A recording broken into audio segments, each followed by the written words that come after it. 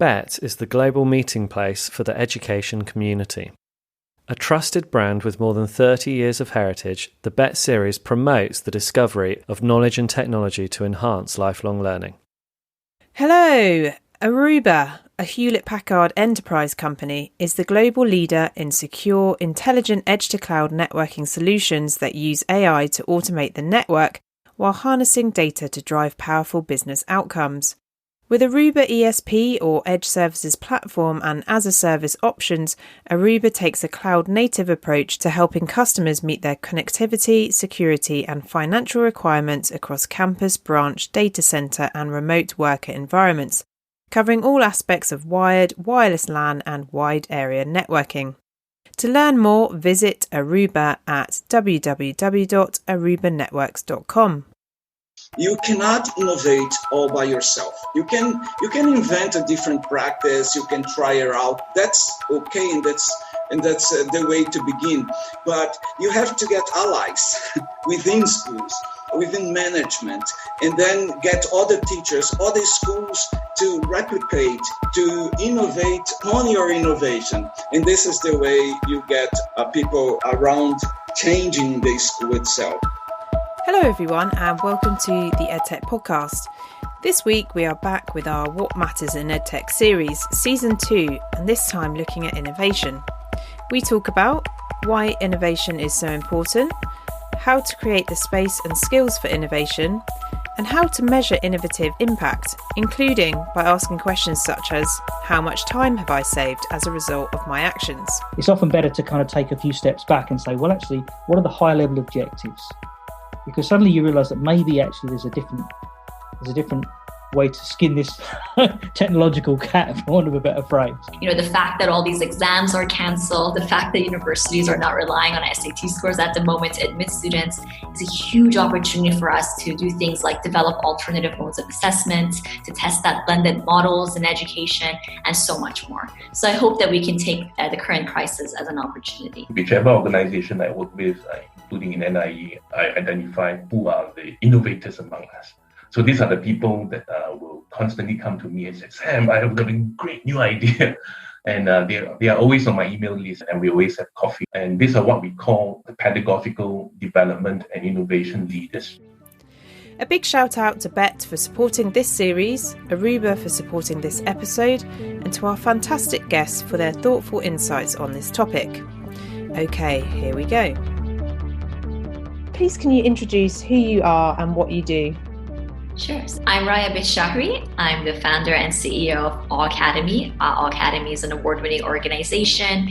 Through online and offline programs, we teach students all of the powerful skills, mindsets, and values that are often missed out on traditional school curriculum. We are also working on building alternative models of schooling that are far more relevant for the 21st century world. That's amazing. What a great elevator pitch. It's so encouraging when people can describe what they do in a succinct matter of time. So it doesn't always work out like that. And in terms of the people that join your programs, is that international or is it more local? So our headquarters are here in the United Arab Emirates in Dubai, although we also have a presence in Canada. And we've engaged with students in schools from all kinds of backgrounds. That's one of the advantages of being here in Dubai. You get to work with British schools or Indian schools, American schools, international IB schools. We've coordinated and worked with tens of thousands of students in the region through our programming. So my name's Simon Wilson. I'm the CTO for Aruba in the UK and Ireland, not global just yet, although that's an aspiration.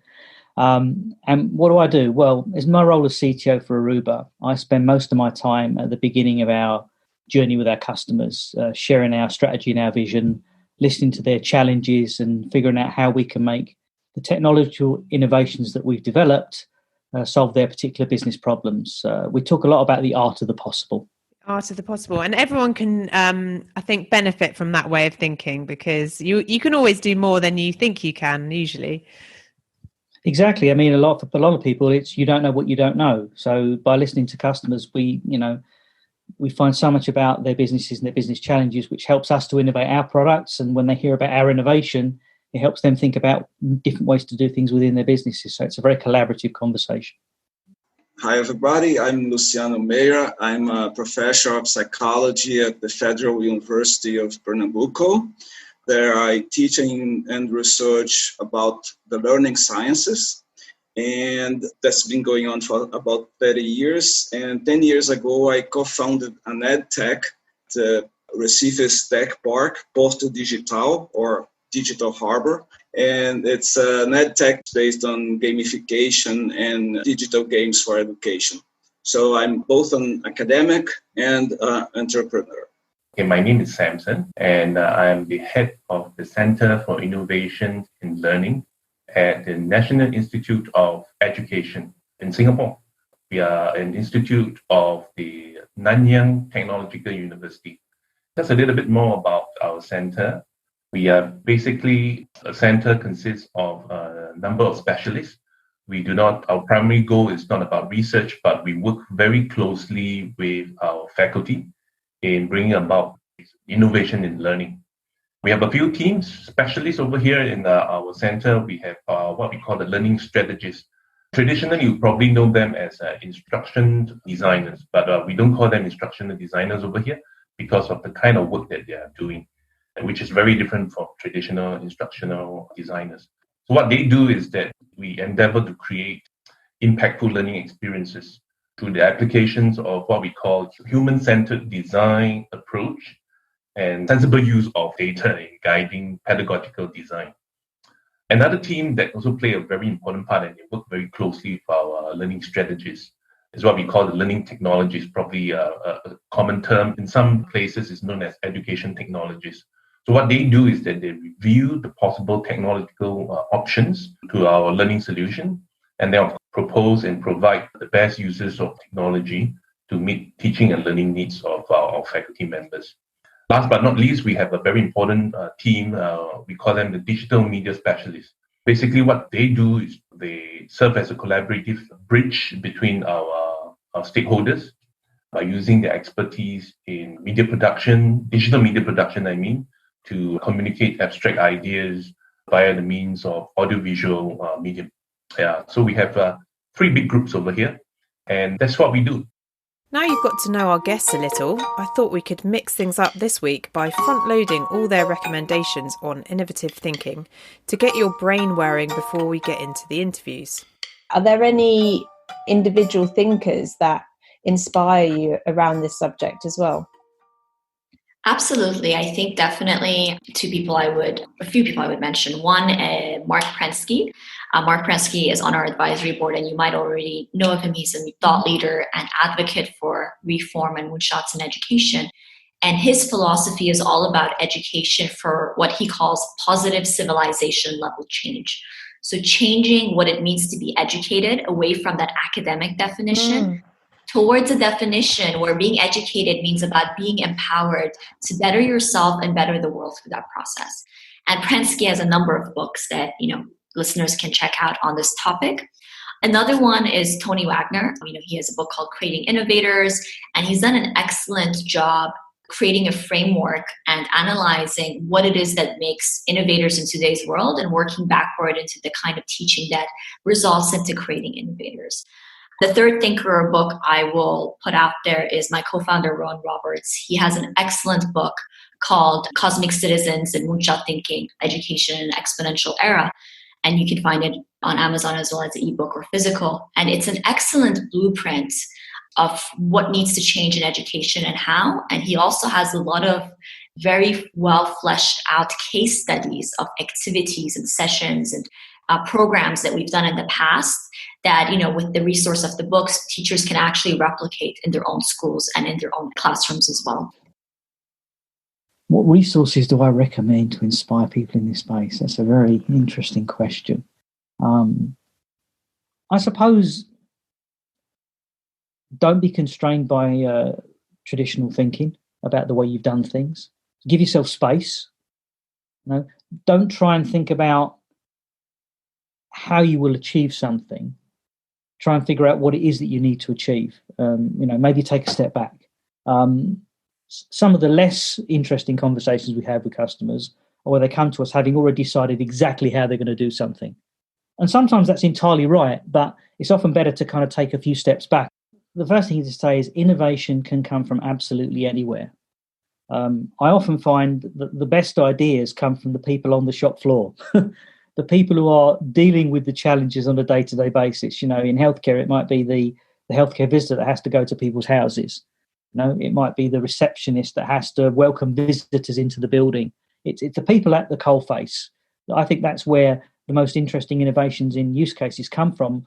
And interestingly, some of the innovations or the ideas they come up with aren't big ideas, they're small ideas. But if you can solve 10 of these little ideas, then suddenly that can have a huge impact on the overall business. So I think innovation can come from absolutely anywhere. And I guess a book I return to quite often, it's a very old book, actually. It's a marketing book. It's called The 22 Immutable Laws of Marketing. It's by two gentlemen called Al Rees and Jack Trout. And it was written to explain different marketing approaches. But the reason I like to look at it is because it helps me think in different ways. So I like to return to that particular book. So like I said, it kind of helps me refresh my thought processes quite a lot. What's your own relationship with innovation? So how did you get onto this track, I suppose? And, you know, how has that relationship evolved over time? That's an interesting question. Yeah, the truth of the matter is that I wasn't trained. My doctoral thesis was never in learning sciences or education technology per se. My interest has always been, and that has gone into my dissertation, is to study about adapting to changes and educational reform and changes. And the focus was very much on human, about the stakeholders, the students, the teachers, the parents, how they deal with all these kind of changes in whether it's a curriculum or reform. And we always find that when it comes to innovation in education systems, and we find that there is a theory that fits in very well, which I still use today when I look at how to go about undertaking and making innovation work. It's by Everett Rogers in the 80s. He talks about this idea, this model of diffusion of innovation. I'm not sure whether any listeners over here have come across this theory. It looks like a normal distribution curve, right? And he says that there are 5 different types of groups of people when it comes to diffusion of innovation. He talks about what he calls the innovators. Innovators are very, very small and very precious when it comes to innovation. You probably see that in any population, right? About 3 to 5%. And these are the people that you don't tell them about new things. These are the people who come and tell us about what the new stuff is, that what we should be doing, to make things different. And these are the people who have what we call the divine dissatisfaction about things that's happening all around us. So these are the innovators that will come. And the second group of people who are very important to innovation would be what we call the early adopters. Again, not large in numbers, but these are the curious people who talk a lot and work very well with innovators. And probably you will see about another 7-8% of this in the population. And finally, of course, a larger number, the next group would be the early majority. And then there's another group, you look at them as the late majority. And then finally, you have a small, sizable group towards the end, probably about 10%, what we call the laggards. No matter what good things you give to them, that they'll refuse to change. So what Roger talked about is that you must be able to identify within the population who are this group of people. I'm not saying about that you need to pigeonhole people that way, but I think in the practical way of looking at innovations, we look at it from that point of view. So I take a very realist and pragmatic approach when we talk about innovation. So it's very quickly, whichever organization I work with, including in NIE, I identify who are the innovators among us. I love that, because I suppose there's a temptation when we're all so incredibly busy to close off from new inbound ideas as a sort of attack on our day-to-day to-do list. Whereas actually, I suppose some of it is about creating a time or a structure where, you know, you can listen to these innovators and their ideas and entertain them, and then think about which ones are worth kind of pursuing. Yeah, that's right. Yeah. The central part about any innovation or in any organization is the people. You can bring the best and shiniest technology in place. If people not willing, not excited, and they don't see the point of those innovations, it will just fall flat. This is coming from experience and coming from reading of other organizations' experience, both in education and many different sectors. So getting people to know this one part, getting people to be excited, that's even more important. Getting people into moving into action, need to galvanize that kind of ground support for any kind of innovation to become sustainable and scalable. I just briefly mentioned about Professor George Siemens' work earlier. I think I need to emphasize a little bit more about his work about connectivism. And I think I didn't do enough justice to talk about the importance and the influence in education about his work. And I would like to recommend it for the listeners to take a look, dive a little bit deeper, and maybe do a Google search. He has done a lot of pioneering work in data analytics, learning analytics especially, and he's coming up with more research in the use of AI in education. Again, he's not the only researcher looking into this. We have been collaborating with him and a few others in this circle to look at AI in education. I'm tasked the working committee that's looking at how NIE go about doing that. So he is very much involved with us in that kind of endeavor. And I just want to recommend that more of our listeners perhaps pay a bit of attention in his work and read more about that. Innovation is integral to us as humans. It's what distinguishes us from a constant dreary plodding. It's certainly not a linear process, but without it, we would be stuck in a present with all our present problems and no obvious way out. So, how do you get innovation started? And this episode's all about innovation. So I was wondering what your relationship with innovation is. If we think about perhaps when you were younger and then how that's evolved and developed throughout your career, how you connect with the idea of innovation. Yeah, absolutely. So I was lucky to be a young entrepreneur. I was part of the founding team of SciFest Dubai, or the Dubai Science Festival. And this was back in high school. And, our mission is to promote the sciences through the arts and to create a platform for STEAM education in Dubai. And we were one of the first entities in the region back in 2014 to launch this initiative. And a large part of the reason why my co-founder and I launched All Academy is because we saw that the traditional entities, traditional institutions and regulators and systems were really failing to truly innovate. And we kind of fell into this trap initially as well. So the very first 2 to 3 years of All Academy, we were heavily extracurricular. We'd continue to do a lot of incredible programming, won a lot of awards, teaching students these kinds of skills and mindsets. But at the end of the day, the students would go back into the existing system after spending an hour or a few hours with us, and then they'd go back to the traditional system of education.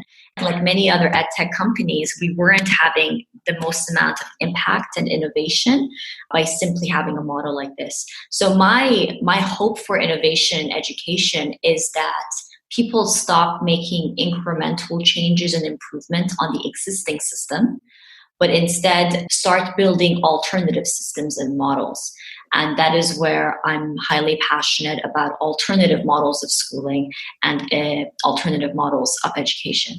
And by the way, in the innovation world, the word for this is called edge innovation as opposed to core innovation. So core innovation is when you do innovation from within. It's what innovation teams or leaders at schools are currently doing. Edge innovation is when you go outside of the system and try to design alternative solutions outside. And then that would then hopefully put pressure onto the core to change. When we refer to education, we're really referring to interwoven mix of many subsystems, right? Including universities and employers and high schools and parents. There are so many different stakeholders involved. So what that means is you have different layers of issues all interacting with one another, and different nodes within the system have different roles to play.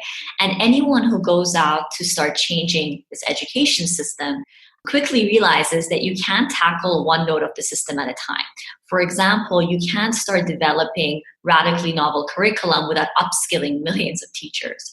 You can't change the assessment methods to become more project-based or micro-based without changing the university admission system.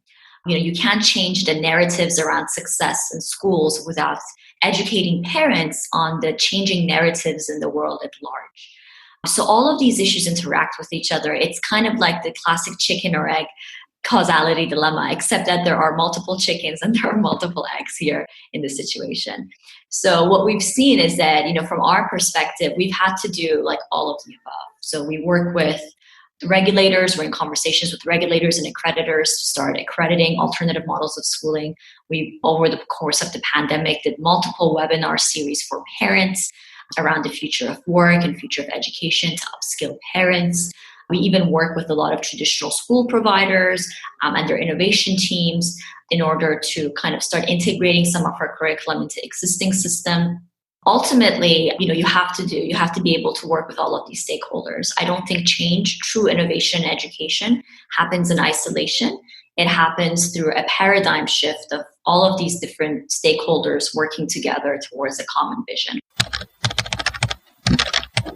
Do you have any advice to educators listening in who might be interested in how can I help cultivate this idea of being an innovator is something for me in their students? So rather than imposter syndrome, like really believing they can be an innovative thinker. Yes, actually, in fact, we created a process, a weekend-long workshop. It's like Startup Weekend, only focused on the developing didactical sequences or didactical practices that could change the classroom from teaching to creating learning scenarios. And so this weekend long, was not about creating devices or applications like Startup Weekend originally, but to creating different approaches to teaching specific curricular units. So if you have a process on how to innovate, and it doesn't need to be design thinking as an approach, but you have to be very specific on how to, again, to see emerging problems, to refine problems, to create a unique value proposition. And all this can be adapted to the didactical practices within the classroom. So the idea is to hyper-locally change the classroom itself, and in this process, change the teachers around your own classroom. Because innovation is an ecosystemic problem. It's an ecosystemic process. So we have in this process of getting those workshops out, getting teachers to get together using WhatsApp groups, whatever devices they had at hand and resources to share amongst themselves their innovative practices. So as a way to build an ecosystem of innovation within schools and across schools. And so in order to empower the faculty, what are the actual actions that you're doing to create that sort of mindset shift, I suppose? First thing first, we talk about the learning strategies, and then we have our learning technologies. Traditionally, you find that, they work very closely together. The only thing is that our faculty, the way that they ask for work requests, it tends to be very siloed. They tend to go to individual teams separately. So we didn't quite think that works well for the future. And we think that these two teams need to work even closer together. Yeah. And so we developed this cluster, making these two teams even more closely integrated. We call that digital learning capability development. And so we have two big teams over here working even closer together. We have been very busy in the last few months training our faculty members how to move their courses online, not just as a response to COVID-19, right? Because we know that everywhere all over the world, the universities had to do that starting sometime in February, March. A lot of that has been happening. We find that we need to do more than just adapting to remote teaching. Being an institute of education, we need to lead by example, right? One very important part over here is that, faculty members, yes, we have been doing blended learning for the longest time, but to move so quickly online, and we find that the faculty members can't depend on a small department like ours to do for a few hundred courses in one semester. So we need to multiply that very quickly. And so a lot of trainings have been happening. The two teams have been working very closely together with our digital media specialists in simplifying a lot of all that complex design, instructions of curriculum, really removing the fear factor and the kind of dependency on us. And really, they have been doing a lot. Some of the kind of responses that comes back from faculty is that it's very reassuring. They say things that the empowerment is fantastic, that they never knew that they are able to do some of these things on their own. And they have been coming back to asking for more clinic sessions online, of course, with our teams to do more of that. And those are really things that we have been aiming to do a lot in the past. And COVID-19, it just so happens that it just accelerates things a lot more than what we have earlier planned. Yeah, well, interestingly, I came into the world of technology as an engineer. So I was configuring PCs, building PCs, configuring mini systems, then moving on to networking. And then I went to work in America for a while as a product manager. So I was able to take what I'd learned from being a guy in the field, having to put this stuff together, back into the product teams to say, actually, there's an easier way to do these things. And then conversely, I've returned back to the UK to take those technologies into market now. So I think I have a great understanding of, one, the constraints of how things are built, but two, a great understanding of the market itself. So when I talk about having the art of the possible conversation with our customers, part of that is about understanding what new innovations we've got that can help them.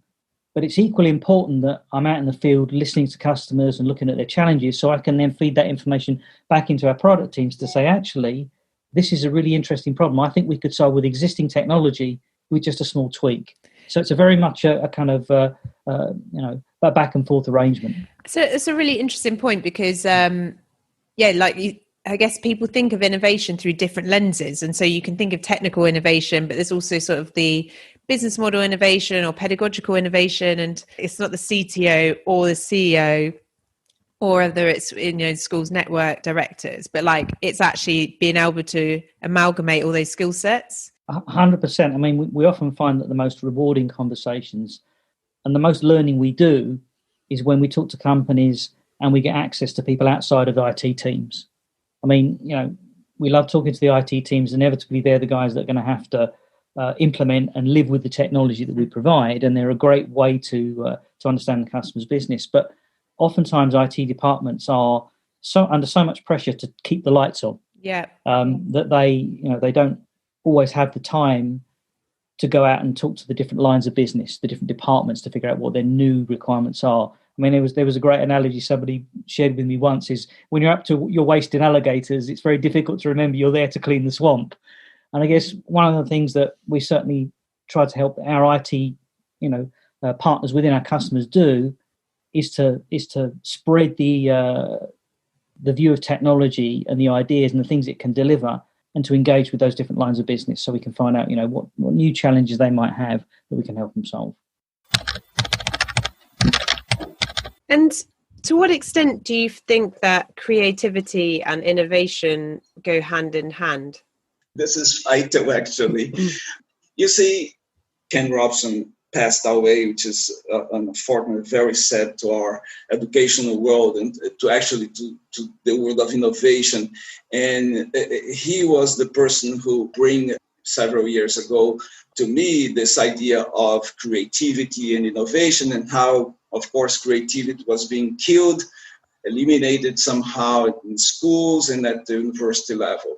And creativity has many different aspects, and they are all foundations for innovation. So even the idea of, and this, people doesn't talk a lot about this, but to be creative is also to be trustful, to be trust in other people. So why? Because you have to risk yourself to new kinds of experimenting the world. So, and to do this in schools, at the university level, in corporations, in the work world, you have to trust other people. So it's funny because it looks like two different things, creativity and trustfulness. But in reality, this is just an example how creativity has many different parts to it, how trusting others are critical to innovation, because you have to risk to try different paths, different process, different models of thinking for a given problem. I'm really inspired and energized by listening to you. And if people are listening in and thinking the same, but wondering, can that be scaled up? Is there either a sort of coordination factor or an expense factor to scaling this up that would limit this from being accessible to a larger number of children? What would your answer be to that? I think there is a number of things to keep in mind. One is we currently, I always say this, we have the system as it exists right now, the industrial era model. We've managed to scale that pretty fine, right? Mm-hmm. We have billions of students around the world that fundamentally follow a very similar kind of education, regardless of the differences. I think the challenge lies with upskilling masses of educators for a curriculum and for a model like this. So that kind of a scale will take a very long time for that reason. But I also am optimistic because technology has a huge role to play right now in enabling that kind of scale. So that's been around our philosophy is we've been also building out an online side of this that would really make it highly scalable. Outside of education, there's an excellent book and resource called Exponential Organizations by Salim Ismail, and his team have actually built a framework of the 11 characteristics of highly scalable, highly radically innovative organizations. It includes everything from using dashboards and interfaces to algorithms and community engagement. These are based on actual evidence of how organizations have scaled. And we really think we need to start applying those similar philosophies into education. So imagine running a school as an exponential organization by leveraging the same framework that Facebook and Airbnb have applied to get to a large scale. So that's also been part of the conversation for scaling for us internally, has been integrating the characteristics of exponential organizations into how we run future learning hubs. More than any other year in recent history, 2020 has seen innovation on a global scale as we adapt to a new set of circumstances. Okay, brilliant. And then just generally speaking, how have you found 2020? Well, in some ways, it's very similar to many other years. I've been working from home for the last 20 years, really, off and on. So the whole idea of kind of sitting in front of your desk at home and being on conference calls and obviously more recently more video calls with your customers and your partners is nothing new to me. Obviously, what's very different is the fact that I would do that for some of the time, and then I'd want to be out in front of customers, visiting their premises, walking around their offices and the hospitals and the schools to kind of get a feel for some of their challenges that I haven't been able to do. So while I can understand some of the challenges people are having working from home, even us seasoned home workers are feeling these challenges as well. And I think also a lot of the uncertainty around, well, what's coming next? I hear a lot of people talk about this term, the new normal. I'm not even sure we know what the new normal is yet, because this is a constantly evolving landscape of things that we're having to go through. So I guess part of my job as art of the possible and, as bringing our innovations to customers is figuring out not only how can we use our technology to keep people working and operating, keep their businesses moving, how can we help them with their kind of safe return to the office or the schools or the workplaces, but also how can we help them innovate so that they can kind of climb their way out of this pit we're in at the moment where, business has slowed down, people are worried about spending money. So how can we use technology to help them evolve into whatever the new normal becomes as we move out the other side of this? And that's very interesting because I think, there's a human tendency towards what's familiar and what feels safe. So what would your advice be to, when you're having those conversations with customers, in terms of how to start that art of the possible and to think in innovative ways and to sort of build a structure around that so that it does become something that's achievable as well? Absolutely. And you're right. People tend to like to keep with the familiar. Interestingly, what, the whole kind of lockdown COVID thing has taught us is that some of the ideas and some of the technologies and some of the ways of working that would have been off limits in the past, unthinkable things to do, actually suddenly become very easier to do and much more beneficial. So, for instance, we've been helping customers where they have sectors of their workforce that were traditionally office-based, maybe call center operatives that would sit, literally go into the call center and sit behind a desk on the phone all day. There are financial traders, for instance, that went to an office to do their trading in kind of the bullpit environment. And yet, as needs must, they've moved out of that environment. They've gone to work from home. So you've got call center operatives working from home, and you can sometimes hear kids in the background, which is lovely to hear. Financial traders, consultants reviewing X-rays and MRI scans. Maybe they've had to self-isolate. They're all able to operate at home almost as efficiently as they do in the office. So I think one of the pieces of advice I would give organisations is, just because it's the way you've always done it doesn't mean to say it's going to be the way you always have to do it. Fantastic. And I mean, what I'd love to ask you is what you're working on that you're excited about that's coming up. But I mean, there may be some limitations as to what you can share. But if I were to ask you that question, what can you share with us that you're developing and thinking about next, I suppose? Yeah. So I guess there's three things. One is, I always get excited when we make things faster, faster performance, because we see this constant seesaw between the performance of the devices people have in their hands and on their desktops and the speed that they can transmit that information across the internet or across their networks to the servers. So every time we can make something faster, I get kind of excited. So just over a year, actually 18 months ago, we introduced a Wi-Fi 6 platform, which gives Wi-Fi at 4 times the speed of the previous standard. Now, what's interesting for us is that we were able to deploy this technology ahead of most people having a device capable of supporting it, meaning that we've started to see people take up that capability to start to use that in anger over the last kind of 6 to 12 months. That's exciting. So I like it when we make things faster, gives everybody a better experience. The second one is around security.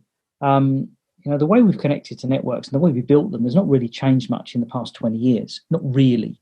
So I guess one of the things that excites me about what we're doing at the moment is we're changing the way people are able to deploy their infrastructure, from being you configure it to do a specific job and then people attach to it and use it, to it being a blank canvas waiting for somebody to attach. Then we identify who they are and what it is they need to be able to do, and then configure the network at the time they connect, which of course tremendously saves the amount of time for the IT teams in the deployment phase. It means they don't have to go to site quite as much. It means that if there's a problem, there's less things to sift through in a config to fix it. So it benefits a lot of people. It's a big change in the way we build networks. And I suppose the third area is how we're using location services to ensure a safe return to work and for contact tracing capabilities. Now, interestingly, these location services are not new technologies. They've been around for quite some time. Certainly one of them, Wi-Fi location, has been used for retail for many, many years to identify how many people stood outside the window and how many people went in and how many people went from where they were buying things to the checkout. So this retail analytics piece, it's exactly the same technology we're now using to give students in universities and workers in office spaces a real-time view of, well, actually, the library's quite busy now. Maybe I don't want to go. Yeah. I mean, we've all been on a train, haven't we, where we've seen a little TV screen at the top showing us how busy the carriage is, and maybe there's a carriage 2 or 3 along that's not so busy. That same technology is being used in office space using Wi-Fi data to help us understand how busy places are. And again, that moves on to, well, if you know how many people are there, if you know who they are, you can start to do some contact tracing. So these new uses of very well-established and existing technologies are also what excites me. Because if it's existing technology, people can benefit from it much more quickly than if it was a brand new technology. It started out as one university asked us if we could solve the problem where their students were complaining that they walked all the way across campus from the halls of residence to the library in the rain, and when they got there was nowhere to work. So suddenly this starts the juices flowing, It starts thinking, well, actually, yeah, we can do that because we can count the number of people in the location because everyone's got a phone. So if we can anonymize that data and just use it as a people count, suddenly that becomes very useful data. Of course, 12 months on, you realize how dramatically more useful that data has become given the current situation we find ourselves in. But then you start to think, well, actually, if I know who you are, then I can start to create kind of contact tracing solutions to complement that. So it's absolutely, it's a very exciting evolution of that technology and evolution of the use case. And I mean, we're sort of seeing these huge paradigm shifts at the moment due to COVID and the effects of that on the one hand, but are we at risk of also sort of falling back on what we know? You know, what have you observed during the COVID pandemic, and do you have any thoughts on how that might play out over the next sort of 1 to 5 years, I suppose? Oh, absolutely. You're right. There is a real danger, and there has been a lot of cases of teachers falling back to what we know. So there's been a couple of realizations for me. I mean, one, my team and I had been advocating for moonshots in education, for radical overhaul of the system. Mm. And until a year ago, the traditional response was, no, it's not practical. We have to move incrementally. You got to work within the system. But I think if there's one thing we've learned in this last year is that global, rapid, true transformation in education is possible. I mean, the very fact that the United Arab Emirates upskilled and trained 22,000 teachers within a week on digital learning is a testament to that. Now, I'm not arguing that distance learning as we have it is the ideal form of education. In fact, there are many fundamental issues with it. But the point is that for better or worse, we realize that global change in education is possible. With the right kind of incentives, education providers, both public and private, all around the world are willing to set aside the old system and do things very differently. Now, the second thing I realized is for a lot of schools and educators, and to some extent this is understandable because this has taken all of us by surprise, but a lot of them are trying to repeat the same old pedagogies within the digital realm. So, we work with a lot of students as per our program, and they're all, enrolled in different schools. So we hear a set of mixed reviews about how their distance learning experience is going. And many of them, it seems like, are within an experience where they're just doing lots of online lectures back to back, or it's the opposite where they're just given an overwhelming amount of worksheets and assessments. And it seems like we're just trying to do the same thing that we did offline, but online. And, for people who say, oh, distance learning is really disengaging for students, it's really not exciting for them. I say the root of the problem isn't distance learning. The problem is the model that we had to begin with. The model was already based on irrelevant, outdated content. For many, it was already extremely standardized and cookie cutter. It was already based on, in some cases, uninspiring teaching, incentivized simply by standardized assessments rather than curiosity, awe, and wonder. So we already had a broken system to begin with and digitized it, and now we've realized how disengaged students are.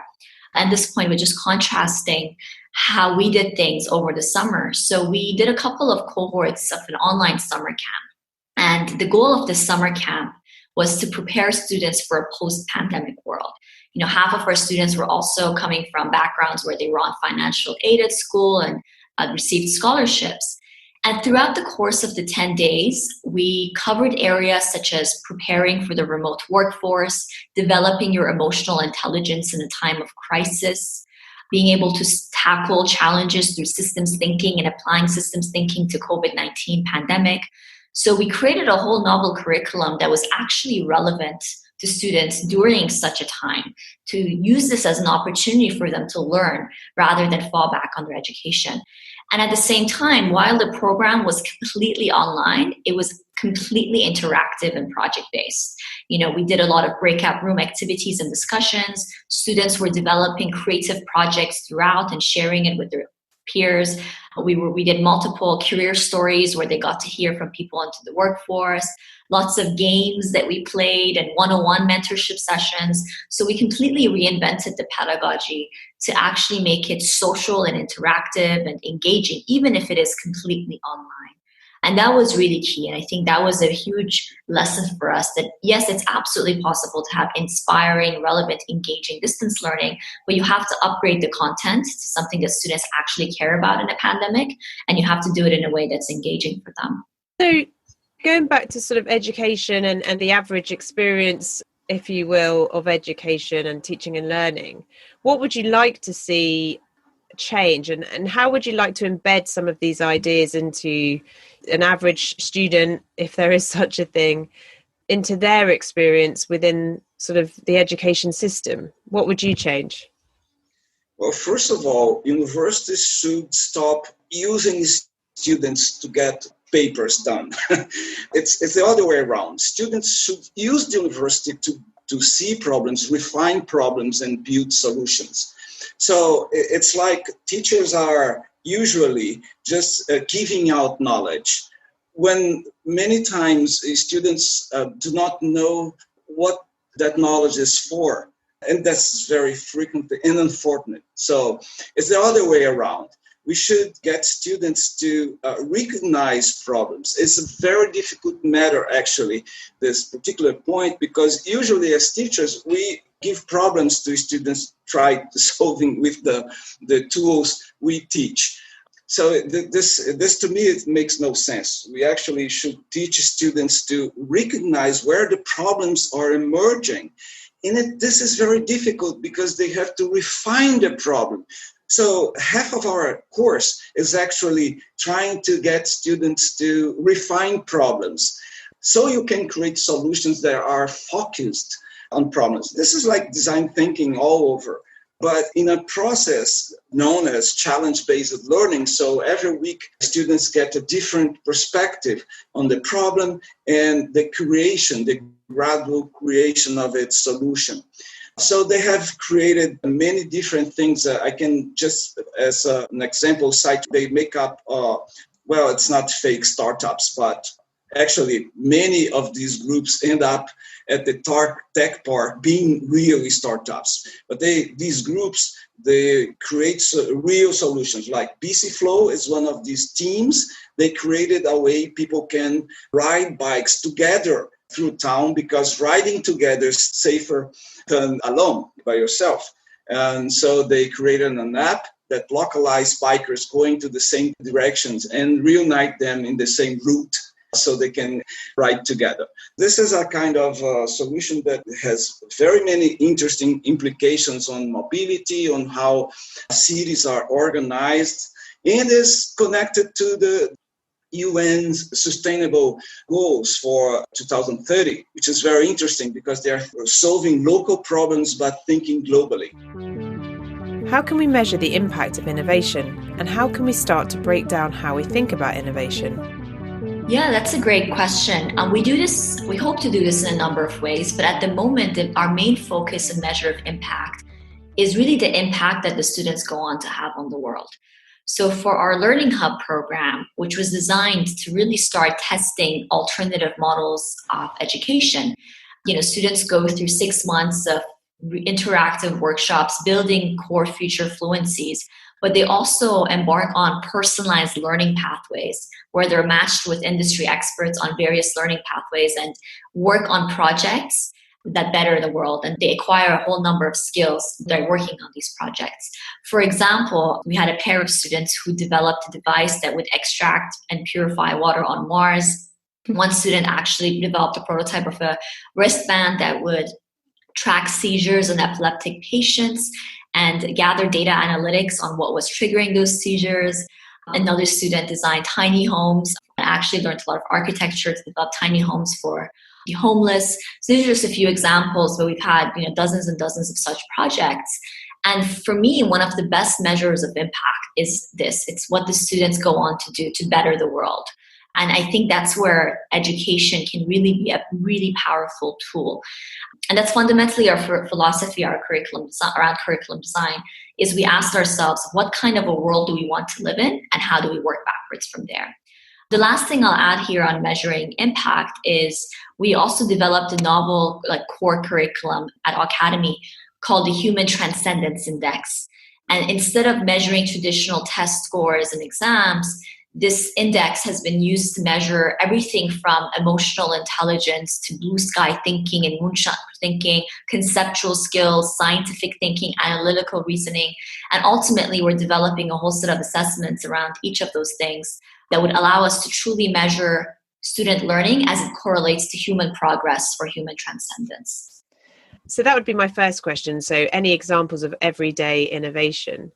And then we could come back to, some of the bigger innovative thinkers that have helped sort of shape your worldview as well. Absolutely. I mean, we've been seeing throughout this course lots of teams creating precisely that. Sometimes small things that will change people's lives, like this one I just told you about.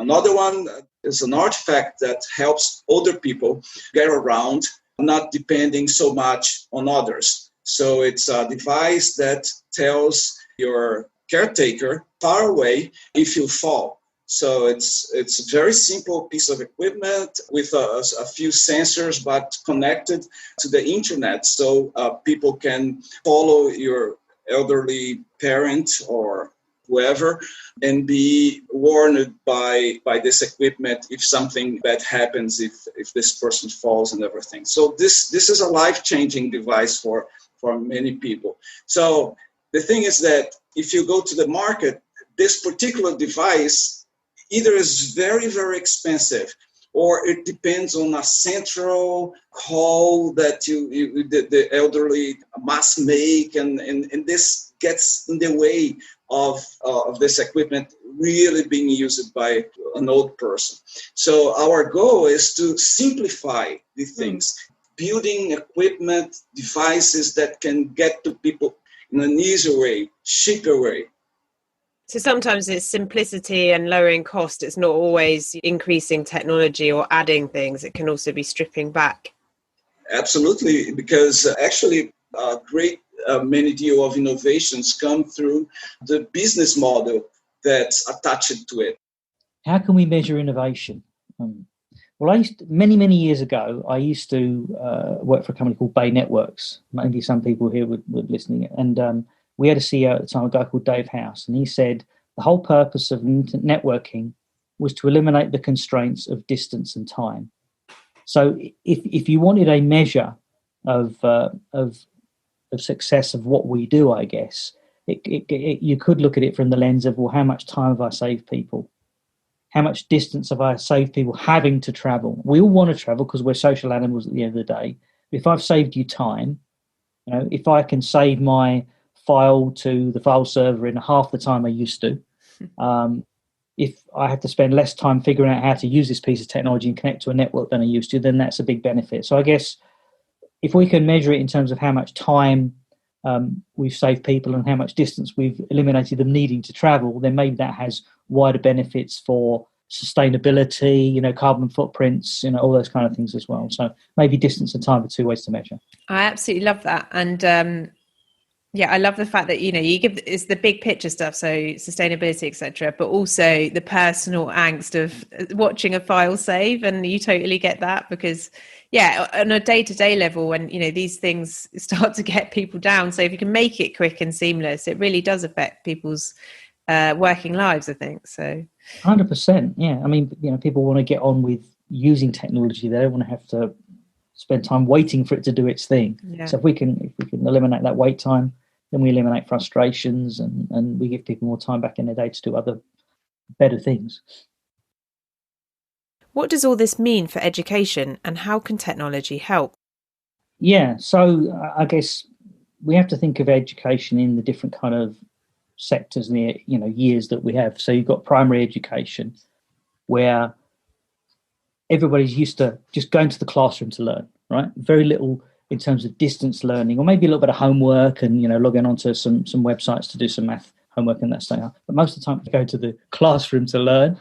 And then, of course, you've got the secondary and the sixth form kind of colleges, slightly getting a little bit more autonomous, a bit more distance learning was involved there. And then, of course, you've got the universities where there was a lot of kind of self-paced learning. You'd go into your lectures and you'd go into the labs and do some work.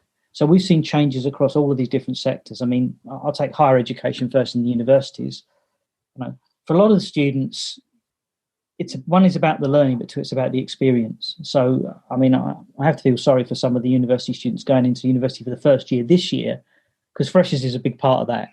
So not being able to do that in the way that everyone's done it in the past maybe could be seen as a detriment. But on the other hand, maybe it's different, right? Maybe they spend more time engaging online. Maybe they're better citizens online. But certainly what does happen is that there are some things that you can learn from a distance that you traditionally wouldn't have done in the past. So let me give you an example. So if you're writing a document, researching on the internet, absolutely you can do that wherever you want. You don't even need to go to the library these days to do that kind of thing. But if you're going to use a lab or some equipment, things that weren't traditionally accessible remotely, then that becomes a bit of a challenge. So we were certainly helping a few of our university customers extend secure access into their laboratories, and indeed for some of the research projects, because research money is a big part of university funding, to help them continue that work for the students that couldn't go into the lab. Implementing systems so that they could have social distancing within the labs, right? So, you don't need to go to a classroom, maybe you can work remotely, but certainly if it's a laboratory with some specific equipment, you need to maintain some controls and some contact tracing to know, well, sadly, if somebody was to come back positive, who else has been in that location that particular time? So those kind of problems being solved. And then you get to the, kind of move down towards, say, primary education. And it's about, one, how can we help the teachers manage that environment more securely? How can we extend secure access to them so not only can they provide that, the teaching, but also how can they monitor the students in a more effective way? In academia, we've been changing the way we teach. The university for so long, and actually very frequently today, is based on giving classes, on exposing knowledge. And this is not a good approach for learning, for building knowledge, new knowledge. So in academia at the university, we've been changing this, creating new ways of teaching, of actually developing learning scenarios, which is actually different of teaching. So at the university, we developed a method for teaching innovation amongst the students of coming from different areas, from psychology to design to computer science. Actually, we get students from all these departments together to develop projects based on their observations of society, of specific audiences. And they bring the problems, refine the problems, create solutions, following this challenge-based learning process that we've been refining over the last 5 years. And they come up with real solutions for real problems in specific social audiences. So it's very interesting that how much you can get students to get involved when you really creating the conditions, the context, the innovative context for students really get to work based on evidence, based on scientific knowledge. So at the university, we've been doing this for the last 5 years. And in my other head, as an entrepreneur, I co-founded Joy Street, which is an Edtech in Recife. It's well known in Brazil for developing game-based learning platforms. And there, our mission is to engage people, especially students, but also workers in corporations, to get better involved, engaged in problems within their context, their learning context or work context. And this engagement motivate them to learn and to develop new perspectives about whatever they're doing. So we are devising and creating different approaches to get people engaged and self-motivated to solve problems. Couple of things there. One is the mention of the sort of interdisciplinary approach and bringing people from different disciplines and different perspectives together to, rather than sort of saying there's one way, this is the way we solve a problem, actually just creating the right conditions and perhaps that being where innovation happens. Have you seen this sort of play out? Obviously, we're recording this during the COVID pandemic. Have you seen any encouraging examples of innovation recently or in 2020, which perhaps have come out of this way of thinking of actually just reaching out to people from different disciplines to actually try and tackle an issue? We've been actually promoting a series of events and calls for action here in Recife, based on this perspective of bringing different people from design, programming, developers, and educators to think of this. Both in our companies, our tech park comprises a set of 350 different companies. So these companies are involved, very much engaged in this kind of approach. But our main goal is to have students at the university to view the world as a set of complex problems that cannot be solved within only one perspective. So problems are multi-causal, or dynamic, or open systems that they must be seen from different perspectives at once. So that's why we get them to collaborate with people from different areas. This is critical, actually, for building a different kind of society, more equal society. We are facing, as this sanitary emergency tells us, we're facing very complex and huge problems. Climate emergencies is knocking on our door, and we have to get the young people prepared somehow with the skills that get them to collaborate, to think together, to think differently, to think innovatively. And you mentioned the use of data as well. Could you expand slightly on how that's informing probably the course design, but any other areas as well? Yeah, absolutely. Yeah. So you see, the data inform us a lot about how some of these measures that we have put in place, whether is it working, whether which area that the gaps that we have not previously addressed. And so, but the data needs to be dynamic, needs to come to us very quickly in time to guide our intervention program. So what we have done is that we have put in place a data visualization platform, which is very new. As I speak to you yesterday, I was just talking to our team members how to refine that so that it becomes more dynamic. We don't have to go through the usual, we still need to feed in the data. We still need to have some form of survey or some kind of focus group discussion.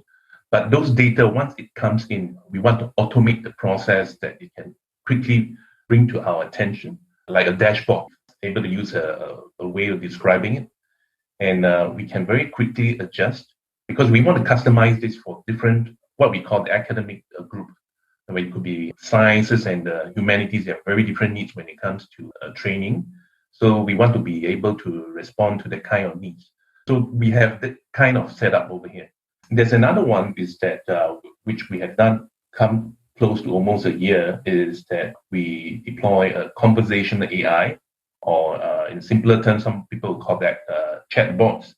Chatbot was used very commonly in many places when it comes to providing performance support or even some kind of IT help desk support. But for our case is that we are looking at how can we help our faculty get access to a lot of this kind of resources that my predecessors, just not only me, we have been around for quite some time. It's just that it's so difficult for them to navigate and get to what they want to. And so often they have to call somebody and talk to somebody. But we can't be there 24/7. So we find that if we have e-specialists, we call, to 24/7 be able to serve the needs of our faculty members and be very interactive with the faculty, then that would be fantastic. So the idea came about. And there's a confluence of many factors because by that time, we find that the technologies and of chatbot has matured so much that we can really maximize that to our advantage. So that came to fruition when we have what we call e-learning specialist, we lovingly call Tessa. And so Tessa was very good in providing that, talking to student teachers because we train teachers over here, where to go for the learning theories, the learning design, what kind of technology best fit the kind of design they're looking for. So that was really quite a revelation to us. And so with that, we are really powering a way to look at how to move on to create, well, if you like, a smarter Tessa as a smart virtual teaching assistant for our faculty. And of course, we also want Tessa to have a different twin sister that can do as a learning companion for our students. And so it works both ways. And to get to that part over there, we really need to look at expanding the kind of use of data, the way that we collect and visualize those data, and to help, creating smarter tests in years to come. So that's some of the thoughts we have, some plans we have in place. And a lot of these solutions evolve around capturing data. I mean, I guess internally we have this phrase, data is the new currency, because when you've got data about something, you can look at it through so many different lenses and, kind of twiddle it and tweak it to kind of provide so many different insights as to what, people want to do, but maybe what challenges people are having connecting to things. And we're starting to apply a lot of artificial intelligence and machine learning to this data now to try and spot patterns or anomalies that will help us solve either networking problems or indeed, provide new opportunities for our customers. And are there any times when innovation isn't appropriate that you can think of? I think it depends on how you define innovation, right? I think if innovation is our capacity to solve problems, if it's about constantly improving experiences and systems by radical leaps and bounds, I really can't think of any. I think that we should never be static. We should be constantly improving and learning. It's an experience and a journey rather than an endpoint. Yeah, I love that, because people often talk about digital transformation, and obviously actually it's just a continual process. So the technology is never going to stand still, and the need to adjust things doesn't either. So I love that. Absolutely. And I think that applies to curriculum as well. For the most part, the curriculum we developed at its core, it's pretty much the same as it was a couple of decades ago, if not more. And the world is never the same. We're seeing the rise and fall of industries due to accelerating change because of exponential technologies. The workforce is rapidly shifting, and there is a demand for a whole unique set of skill sets now that we didn't necessarily need a few decades ago. So curriculum and content itself should be changing every few months, every year at least, and that's another area where we've remained static on in education. So you talked about Roger's idea of divine dissatisfaction with what's around us. And I love that phrase. I think that's great. But also, is it the case that quite a lot of our innovation globally is sometimes geared towards things that are quite peripheral? So if you think about, creating filters for social media or other kind of entertainment, how do we make innovation or create innovation and sort of gear it more towards some of our biggest problems or most impactful areas? So, for example, education or healthcare, or is there a need to kind of steer more innovation towards those areas? Thanks, Sophie. I think this is a wonderful question here. I think by and large, when we look at innovation, when people talk generally about innovations, it's very much revolving around the business aspect of the industry, because economic is such a huge part of our life. But increasingly, I think there are various groups have come to realize that economic cannot be the only driving force when it comes to putting our resources into innovation. The environment is important. It's gaining a lot of, we have been talking about it for decades and nobody has actually acted on it. And in fact, there were a lot of opposing forces for various interests in that. And increasingly, I think it's getting a lot more traction now, although there are still opposing forces to even derail some of the earlier gains. But I think the technology that enable a lot of dissemination of information, particularly the social media, has helped a lot in getting this such important information. So it's like it becomes essential right now for us to move not just about economic innovations, but it's also about other important areas like environment and, of course, the other one that we just mentioned about education. So technology by itself, when we talk about learning technology, it's not a special class of technology on its own that is just for education. A lot of the kind of learning technologies that we use in education today, it comes from other areas as well. And some of these technologies just lend itself to teaching and learning. I give you one example about this will be social media. Social media is created as a kind of consumption, right? So for like the likes of Facebook, the likes of Instagram, and now we have this craze about TikTok. Well, that's quite controversial. I'm having a problem in America. But with that, they enable people to come together to consume, to enjoy it as a form of entertainment. But it's also enable a place for people of exchange of ideas, right? And with that, that has spilled over to education. So when it comes to designing, what I mentioned to you earlier about using WeWorks is that the whole platform, we want to make it social media-like. All right. So with that idea that flows over here is that people like to be connected. People like to be connected in physical, face-to-face terms. And if they are not being together face-to-face, the technology enables that for us to still stay connected.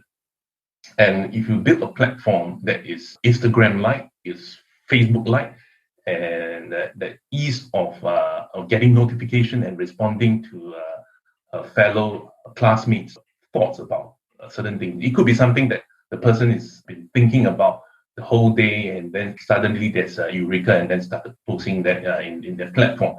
And that enabled that kind of learning and what we call the co-construction of knowledge to happen all the time.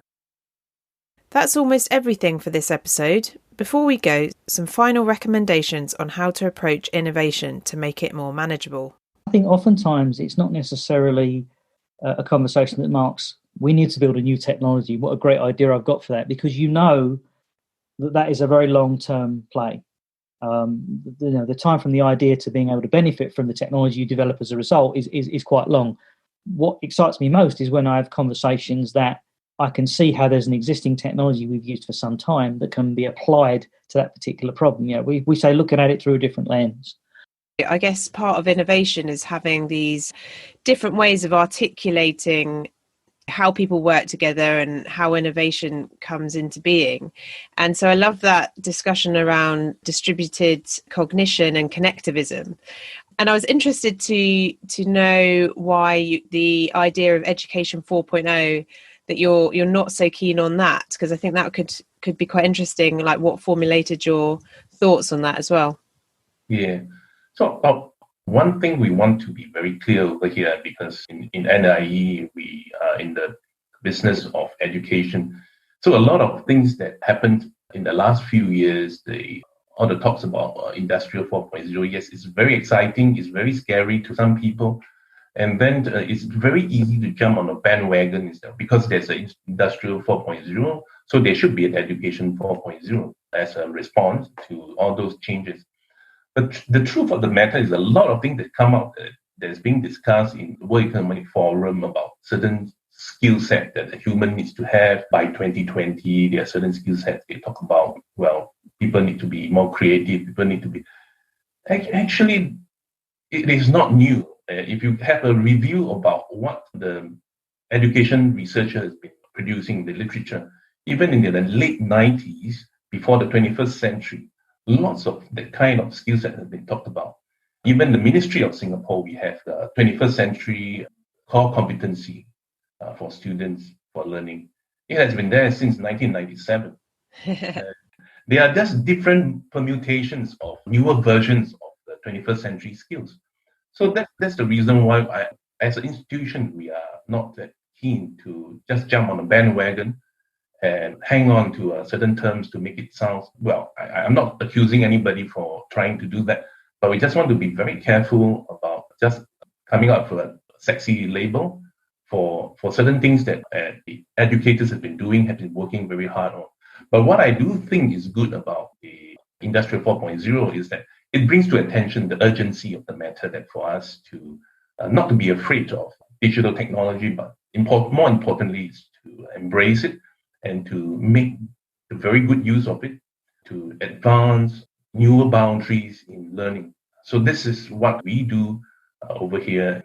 We always believe in this, what we call the research, or rather the theory and practice nexus. So a lot of it comes from research, and then they will inform the theory and practices.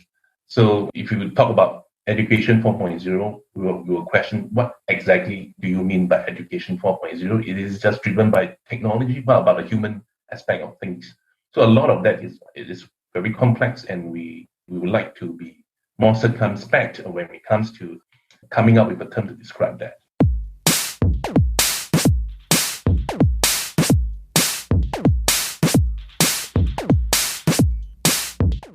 Thanks so much to our guests this week. Some of my personal takeaways were remembering to step back and create the space for innovation, to be careful not to replicate poor design by simply digitising it, to be cognizant of the ecosystemic nature of innovation, i.e. try not to do it all yourself, and to not get caught up in faddism, so think practically.